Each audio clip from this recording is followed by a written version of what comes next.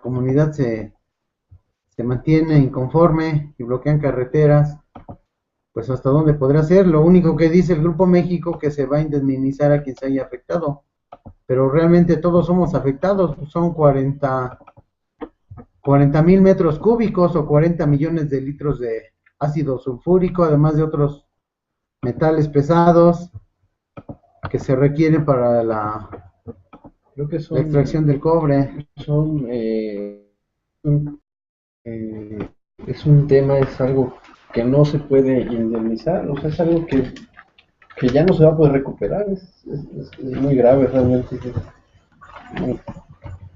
O sea, el nivel de contaminación del agua, etcétera, lo que implica ya para los años, yo creo que sí ya constituye un daño irreparable, ¿no?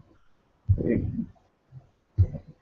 ameritaría, yo creo que incluso el que la inhabilitación de esta empresa para volver a realizar actividades extractivas en el país. Pues ya dijo el gobierno federal que no, porque otorga 2,000 empleos y pues no, se va a indemnizar, pero bueno, la naturaleza, ¿quién la indemniza?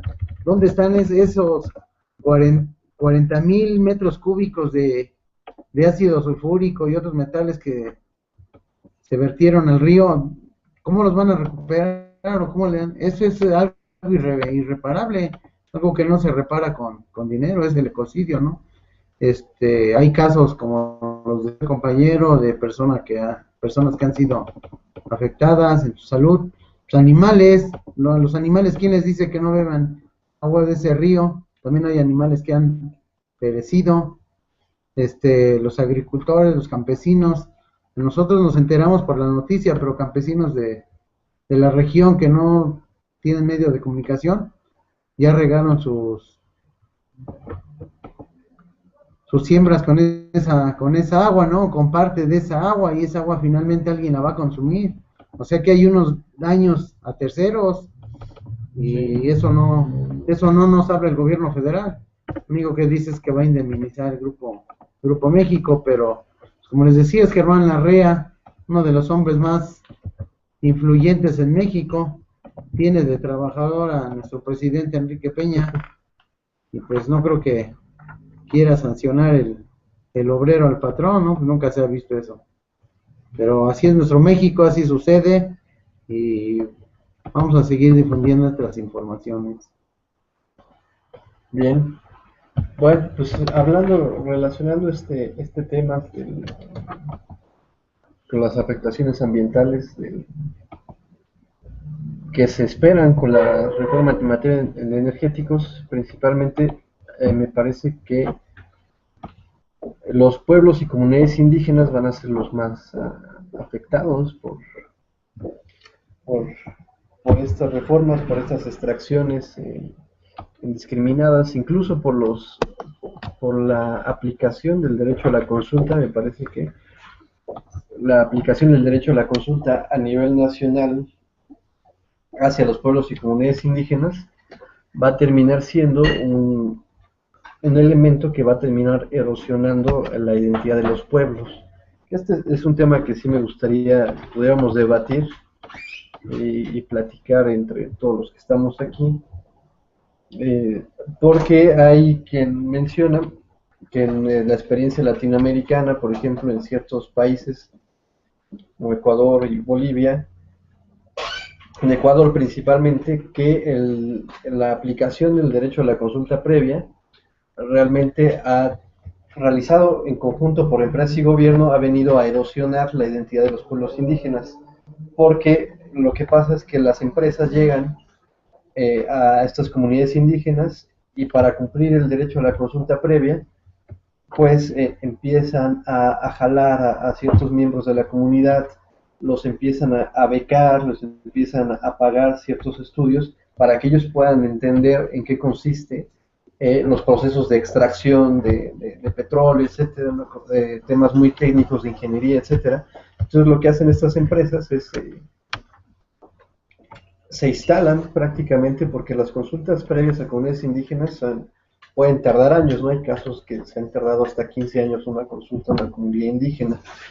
Se instalan en la zona, entonces esta instalación de gente de una empresa extranjera en una comunidad sí termina por erosionar la identidad de los pueblos, porque los empiezan, como lo comento, lo empiezan a becar, les empiezan a dar educación en otras instituciones educativas que no son las de la comunidad, y empiezan un poco a manipular, a tratar de llevar la consulta hacia donde las empresas y el gobierno, las empresas principalmente la quieren llevar, ¿no? Son los riesgos de que empresas y gobiernos realicen la consulta simultáneamente, que es así como está planteada en la ley de hidrocarburos y en la ley de industria eléctrica que acaban de ser aprobadas en la reforma energética, que dicen que las consultas para pueblos y comunidades indígenas van a poder ser realizadas en conjunto con la comunidad indígena, con el Estado y con las empresas que están pretendiendo instalarse en los territorios de los pueblos indígenas, ¿no?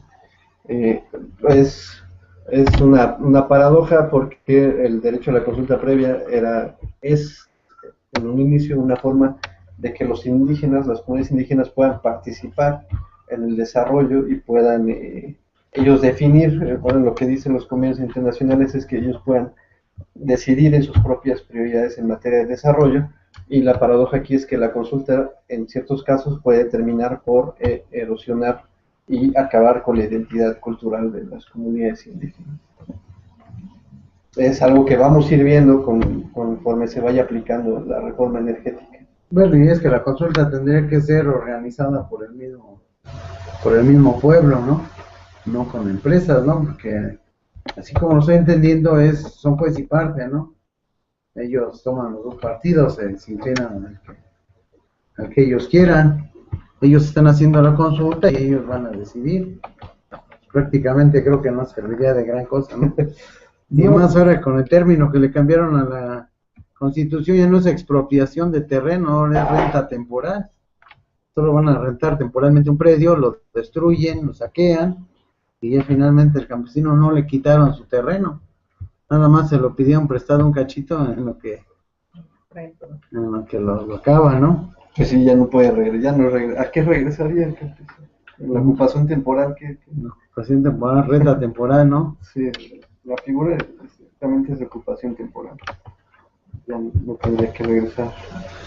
Pues así. Y bueno, ahora si nos damos cuenta, perdón compañero, si nos damos cuenta ahora los medios de comunicación masivos, sobre todo la televisión y el radio, están anunciando las bondades de la reforma petrolera, pero ya nos están diciendo de antemano que no esperemos el cambio ahorita porque se va a llevar algunos años, y esos años es en lo que se va el actual gobierno, son 4 o 5 años, pues realmente creo que pues nos están, o una vez más nos estamos siendo víctimas del engaño, ¿no? de parte del gobierno federal. Recordemos la gasolina, cuando nos dijeron que iba a empezar a subir gradualmente, era para nivelarnos a precios internacionales. Hoy nuestra gasolina está más cara, es de las más caras del mundo. Ya no estamos en precios internacionales siquiera, siendo que nuestra moneda pues cada día vale menos. Recordamos aquellos 3 ceros que le quitaron, cuánto realmente ahora vale un litro de gasolina. Entonces pues se vienen unos tiempos negros y difíciles, oscuros, sobre todo con estas nuevas reformas, porque realmente no las conocimos, estuvimos enfrentándonos a ellas y eso, pero realmente no nos decían de qué se trataba. Ahorita empiezan a salir las maneras en que se fueron aplicando, o cómo se van a ir aplicando. De antemano nos están diciendo que va a tardar algunos años en llevarse a cabo los beneficios. Y pues, este es nuestro México, compañeros. Otro comentario, otro tema. Otro tema a la discusión también. Hemos estado revisando algunos temas de derechos de pueblos indígenas y originarios, y yo quisiera preguntarle a ustedes por qué consideran que se les llama usos y costumbres a los derechos de los pueblos indígenas.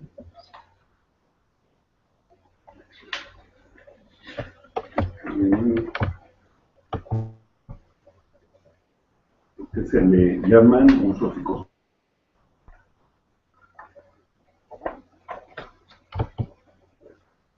Pues es una buena pregunta por el momento y respuesta. Pues es la manera en que nos hemos ido gobernando, ¿no? A través de los tiempos, ¿no? Somos pueblos originarios porque existimos desde antes de la explotación o el saqueamiento, ¿no? Mal llamada conquista. Entonces son usos y costumbres porque así se han venido desarrollando desde tiempos antiguos, ¿no? Digamos de nuestra existencia aquí. Sí, bueno, o sea, son Porque aquí antes del saqueamiento. aquí la cuestión es que el derecho, por ejemplo, la Constitución del 17, pues también ya está antes de que nosotros estuviéramos aquí. Sí.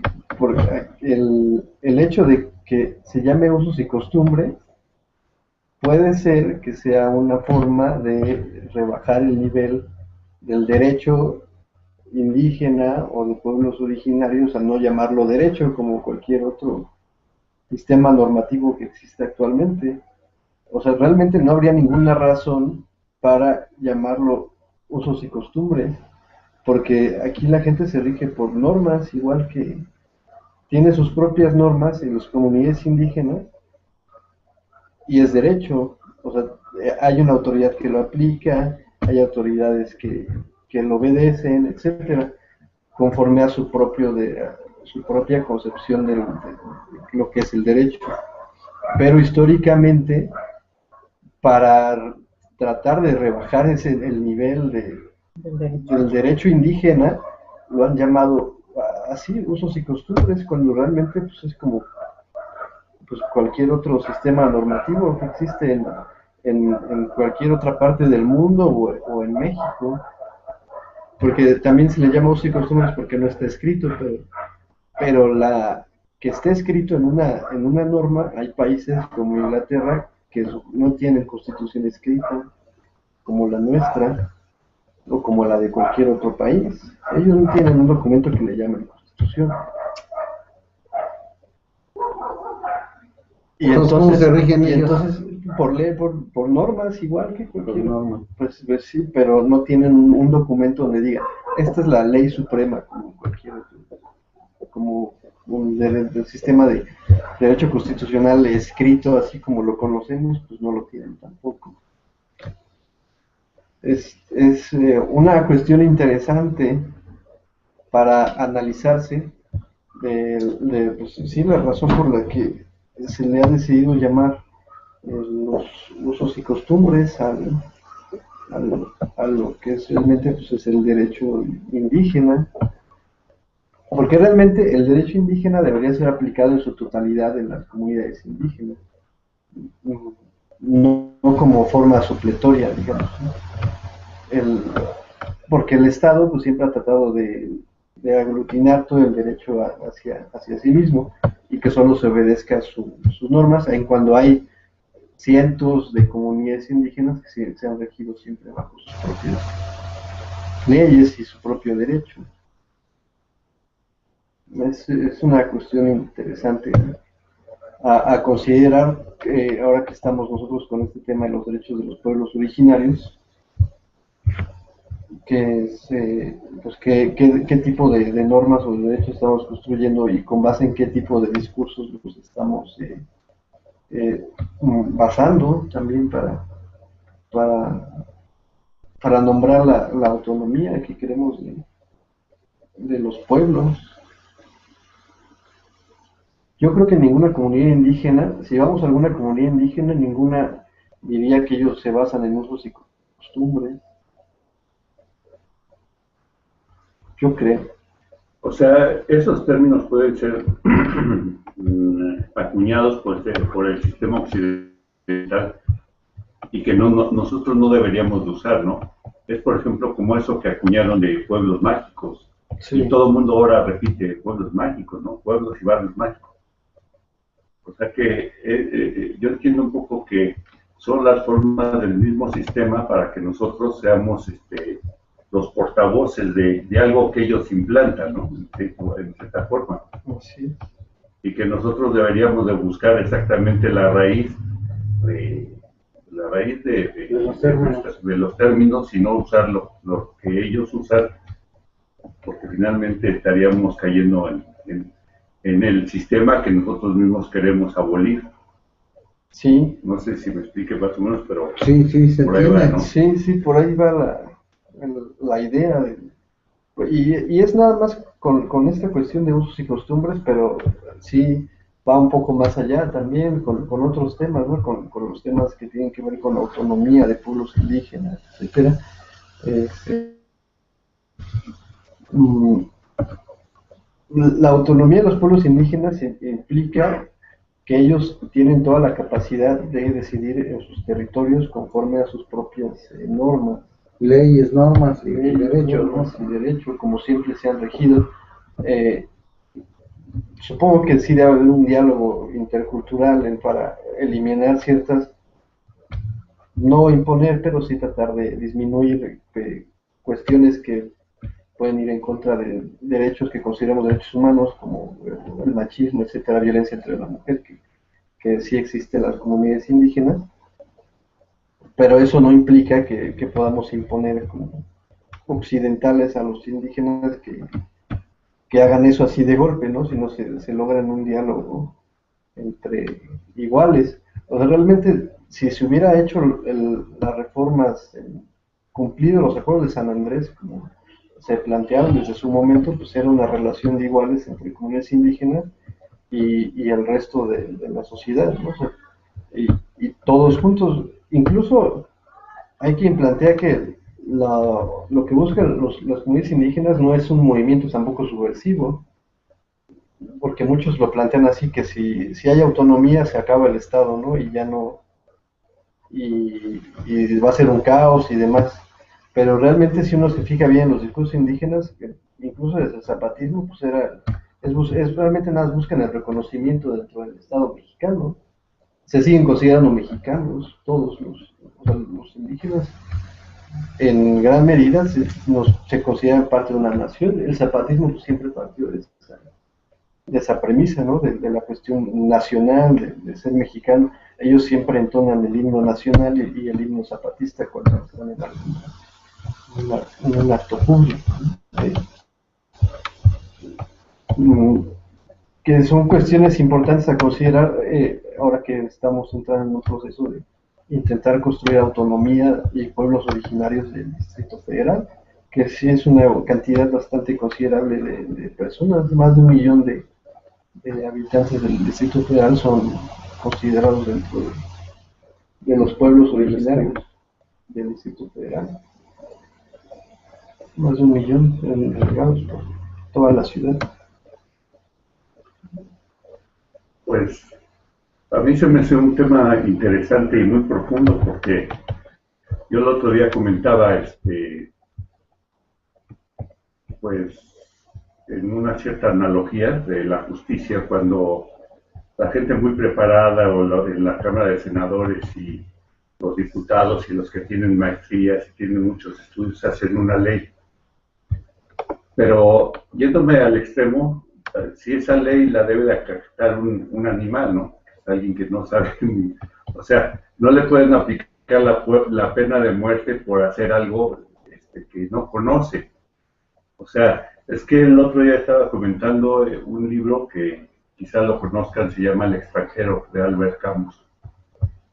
Y ahí plantea de que, pues él en defensa, defendiéndose de un asalto, mata al agresor y va a parar a la cárcel.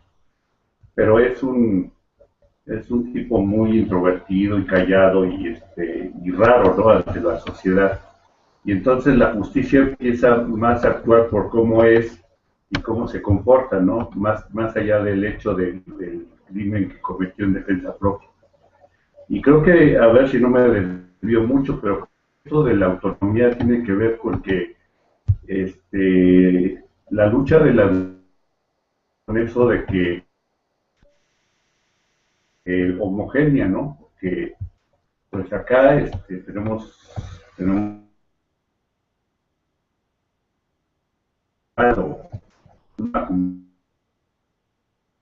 forma de entender lo mismo pero opción que se plantea implantar como algo homogéneo. Sí. Por ejemplo, pongo este caso. Hoy me comentaban que no conociste nota, y es más o menos reciente, que habían encarcelado a dos indígenas huicholes por posesión de peyote, como si fueran narcomenudistas, pero pues, o sea, es sabido que ellos usan el peyote como parte de un ritual tradicional que le da identidad a su propia cultura, ¿no? O sea, al de los huicholes. Y parece que el 21 de febrero de 2014 fueron liberadas porque se autorreconocieron como integrantes de la etnia huichol, y por lo cual el uso de peyote lo consideraron con fines medicinales en sus ceremonias religiosas que desarrollaron en Wirikut. Pero sí, o sea, el hecho de que las hayan detenido y procesado, pues sí Violaron pues su sí, derecho. de que aún no se ha logrado entender bien en qué consiste respetar la diferencia y la gran cantidad de culturas que habitan en este país. Y cierto, esa nota estuvo muy buena porque ahí se ve, ¿no? Porque una ley que está hecha para nosotros o para un sector de una población no puede aplicar para otro sector que lo utilizan de otra forma y que ni siquiera conocen que es un delito, ¿verdad? Entonces, pues también creo que es la lucha de la autonomía, porque no puedes aplicar tú una ley a todo mundo por parejo, sino que cada quien tiene una diferente manera de ver lo mismo de diferente forma. Sí, pues eso es el tema de la autonomía. No sé si hay algo más que comentar. No, ahorita no. Es un tema así muy profundo y muy interesante, ¿no? Había que documentarnos más en torno a esto porque pues, somos la radio de la voz de los pueblos originarios y tal vez tenemos una idea muy diversa, ¿no? En torno a eso. Pero lo interesante del caso es pues hacia dónde vamos, ¿no? Buscar el rumbo y saber cómo irnos manejando, cómo manejar algún discurso con algún sustento pues legal o sí, ¿no? Un sustento más que constitucional, ¿no? Legítimo más bien, no es Sí, la palabra. Es un sustento legítimo, no legal, es legítimo. Pues sí, bueno, pues si no hay algo más, ya terminamos el programa del día de hoy. ¿O hay alguna nota más? Los medios alternativos, bueno, somos vamos a leer otra nota se proponen detener el despojo que realiza el mal gobierno. Una nota de Rosa Rojas. Medios alternativos se declaran en rebeldía contra la ley de telecomunicaciones. Representantes de 27 medios de comunicación alternativos, principalmente radios comunitarias y sitios digitales, se declararon en rebeldía contra la ley de telecomunicaciones y radiodifusión, impuesta por el mal gobierno en la declaratoria del encuentro de medios libres en defensa del territorio, realizado en la comunidad nahua morelense Amilcingo. En dicha declaración emitida al término del encuentro de 2 días, el pasado fin de semana, los participantes se manifestaron en resistencia contra el saqueo y en defensa del territorio de nuestros pueblos, a quienes les decimos que no, que nos reconocemos como parte de su lucha y que con nuestro trabajo buscamos fortalecer la organización en defensa de la madre tierra. Exigieron la liberación de Nedina Rosas, Juan Carlos Flores y Abraham Cordero, quienes están presos acusados de diversos delitos por su oposición al proyecto integral Morelos, que incluye la construcción de 2 termoeléctricas en el vecino pueblo morelense de Huesca y un gasoducto que atravesaría la zona de peligro volcánico del Popocatépetl en Tlaxcala, Puebla y Morelos, contra el que hay fuerte resistencia en Amilcingo y otras, perdón, y otras comunidades morelenses y poblanas. En el documento dirigido a la opinión pública, al Congreso Nacional Indígena, al Ejército Zapatista de Liberación Nacional, a los medios libres y a las organizaciones de defensa de los derechos humanos, mencionan que en este encuentro, además de compartir experiencias de comunicación popular, encontraron formas de coordinarse en el trabajo. Afirmaron que la resistencia de los pueblos y sus medios libres conformamos una convergencia de rebeldía que pondrá un alto al despojo llevado a cabo por el mal gobierno junto con las empresas nacionales y transnacionales. Juntos en nuestras luchas, pueblos, comunidades y radios comunitarias y medios libres, rompemos el cerco informativo impuesto por los medios de paga que ocultan y distorsionan la verdad. Sabemos que en México existen muchos pueblos que son objeto del desprecio, del despojo, la explotación y la represión. De la misma manera, nuestros medios de comunicación también son objeto de la violencia de Estado y la criminalización, por lo que les convocamos a la defensa y al apoyo mutuo, llamando a conformar equipos legales para responder ante las detenciones arbitrarias, desmantelamientos, criminalización, encarcelamiento y represión de que son objeto. Esta es la nota, bueno, es la rebeldía. Pues realmente el hecho de crear una radio como esta, La Voz de los Pueblos Originarios, tiene el mismo fin, ¿no? Pues rebelarnos en contra de las imposiciones de este mal gobierno, porque ahora con la nueva ley de telecomunicaciones en cualquier momento nos pueden cortar esta transmisión, inclusive nos pueden criminalizar o desmantelar, como dicen. Esa es la nota, ¿no? El comentario. Pues sí, la hegemonía de los grandes medios de comunicación la tienen difícil los medios alternativos, realmente, porque aún no son pocos los que han logrado también una gran difusión en redes sociales.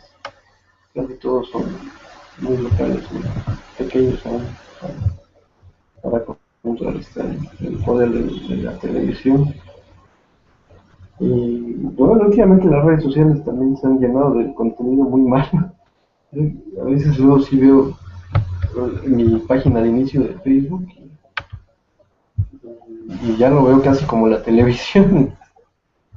Hay que saber buscar la información. Pues es la sistematización, ¿no? Que buscan, porque pues hay medios comerciales y no comerciales. No es el hecho de que haya una paga, sino la televisión abierta, comercial, pues lo que nos ve como mercancía, no nos ve como humanos, como personas, nos ve como una mercancía, a quien tienen que vender, a quien tienen que comprar, y realmente eso somos, y lo que buscamos los medios alternativos, sobre todo estos, es de una manera diferente, ¿no? Porque somos de pensamiento alternativo, pensamos diferente y actuamos diferente a la mayor parte de la población que se deja llevar por los medios tradicionales, pero creo que va creciendo, tal vez a pasos muy lentos, no lo vamos viendo, pero pues algo se va logrando.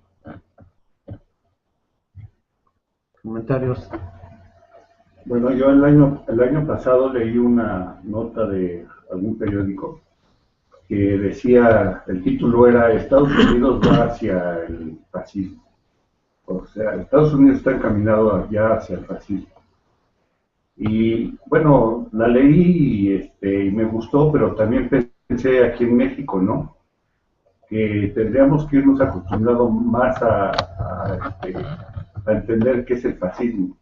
O sea, es la hegemonía del gobierno para controlar todo y decir esto se transmite, esto no se puede transmitir, esto es lo que permito, esto es lo que no permito. O sea, el Estado piensa que hoy debe de tener el control total de todo. Y el fascismo en una forma de ver es el control total del Estado, ¿no? y para eso se tienen sus herramientas, como el ejército, la policía. Hoy vemos cómo a la policía del DF ya la equiparon con unas superpatrullas, autos deportivos que son casi deportivos, porque no son el clásico Suru de Obrador, ¿verdad? Para que anden ahí las policías. Claro que traía, porque ahora ya Traía, cambió sus bueno, camionetas, ¿no? Ahora ya trae sus Ya son camionetas. partidos, ya son objetos Pero- hasta de crédito, ¿no? Ya hay recursos ahora sí. 160 millones de pesos se va a llevar el próximo año el partido de Morena. Perdón, compañero. No, sí, está bien, porque finalmente es lo que vemos. Hoy la policía, pues cada día va hacia ese control de una forma fascista. Yo no tengo miedo en decirlo, si entendemos exactamente qué quiere decir fascismo, ¿no? Es el control total del Estado y usando la represión, usando la coacción de la forma de expresarnos y pues debemos de tener cuidado porque Mancera tiene un doctorado, creo, en criminalística y pues ellos saben cómo usar todos esos medios para imponer el criterio del Estado que está al servicio de los poderosos. Ese sería mi comentario. Pues Mancera es un policía. Todo lo quiere arreglar con policía, ¿no? Canazos. A macanazos, a madrazos, o a chingadazos, diría la sección de los pueblos encabronados que hoy no nos acompañan, pero ya tenemos y lo seguiremos transmitiendo. Saludo al compañero de la voz de los pueblos encabronados. Bien, Y bueno, si no hay nada más, comentarios. pues ya estamos terminando, ¿no? ¿Algo más? No, pues Bueno, pues entonces damos por terminado este programa de La Voz de los Pueblos Originarios. Nos escuchamos la próxima semana. hasta la próxima. Y si tienen algún comentario, háganoslo llegar, algún tema. Si quieren participar de manera abierta, también podríamos abrir un espacio. No nos cerramos a ninguna idea. Estamos recibiendo comentarios. También hay alguien que nos escucha. Aquí estamos. Cerramos Gracias a todos. con esto. Buenas noches a todos. Somos la voz de los pueblos originarios. Que pasen un buen fin de semana. Buenas noches. Van a ser los más afectados por estas reformas, por estas extracciones indiscriminadas, incluso por la aplicación del derecho a la consulta. Me parece que la aplicación del derecho a la consulta a nivel nacional hacia los pueblos y comunidades indígenas va a terminar siendo un elemento que va a terminar erosionando la identidad de los pueblos. Este es un tema que sí me gustaría pudiéramos debatir y platicar entre todos los que estamos aquí, porque hay quien menciona que en la experiencia latinoamericana, por ejemplo, en ciertos países, La comunidad se mantiene inconforme y bloquean carreteras. Pues hasta dónde podrá ser. Lo único que dice el Grupo México que se va a indemnizar a quien se haya afectado, pero realmente todos somos afectados. Son 40,000 metros cúbicos o 40 millones de litros de ácido sulfúrico, además de otros metales pesados que se requieren para la creo que extracción del cobre. Es un tema, es algo que no se puede indemnizar, o sea, es algo que ya no se va a poder recuperar, es muy grave realmente. O sea, el nivel de contaminación del agua, etc. Ecocidio, ¿no? Hay casos como los del compañero, de personas que han sido afectadas en su salud. Los animales, los animales, ¿quién les dice que no beban agua de ese río? También hay animales que han perecido. Los agricultores, los campesinos, nosotros nos enteramos por la noticia, pero campesinos de la región que no tienen medio de comunicación, ya regaron sus siembras con esa agua, ¿no? Con parte de esa agua, y esa agua finalmente alguien la va a consumir. O sea que hay unos daños a terceros y eso no nos habla el gobierno federal. Lo único que dice es que va a indemnizar el grupo. Pero lo que implica ya para los daños, yo creo que sí ya constituye un daño irreparable, ¿no? Ameritaría, yo creo que incluso es que la inhabilitación de esta empresa para volver a realizar actividades extractivas en el país. Pues ya dijo el gobierno federal que no, porque otorga 2,000 empleos y pues no, se va a indemnizar, pero bueno, la naturaleza, ¿quién la indemniza? ¿Dónde están esos 40,000 metros cúbicos de ácido sulfúrico y otros metales que se vertieron al río? ¿Cómo los van a recuperar o cómo le dan? Eso es algo irreparable, algo que no se repara con dinero, es del Grupo México, pero como les decía, es Germán Larrea, uno de los hombres más influyentes en México, tiene de trabajador a nuestro presidente Enrique Peña, y pues no creo que quiera sancionar el obrero al patrón, ¿no? Nunca se ha visto eso. Pero así es nuestro México, así sucede, y vamos a seguir difundiendo nuestras informaciones. Bien. Bueno, pues relacionando este tema con las afectaciones ambientales que se esperan con la reforma en materia de energéticos, principalmente me parece que los pueblos y comunidades indígenas